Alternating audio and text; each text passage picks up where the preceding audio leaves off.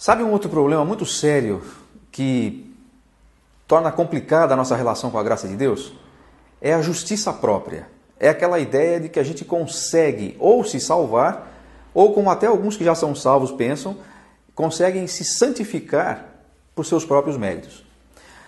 Paulo critica muito duramente na carta aos Gálatas o pessoal que estava querendo se fiar na lei, como ele diz.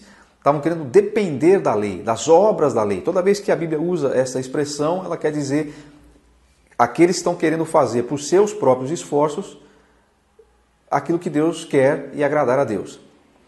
Acontece que isso não é possível e nem era o propósito da lei.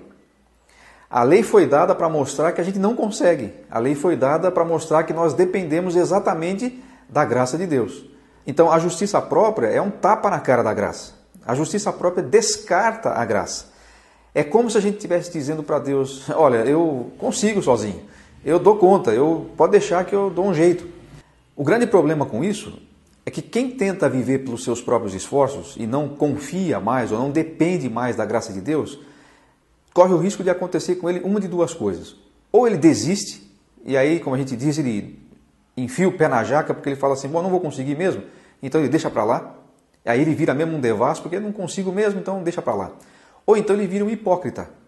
Ele tenta e não consegue, mas ele já criou uma imagem de um sujeito santarrão, então ele começa a esconder dos outros aquilo que ele faz. Em qualquer um dos casos é lamentável, porque não foi para isso que o Evangelho nos transformou. Quando a gente depende da graça de Deus, a nossa postura vai ser diferente. A gente vai fazer o que for possível para agradarmos a Deus, contando com a graça de Deus e com a força que o Espírito Santo nos supre, mas a gente vai reconhecer quando a gente erra. A gente vai reconhecer que nós não somos perfeitos e que nós encontramos justamente na graça de Deus o recurso para vivermos direito.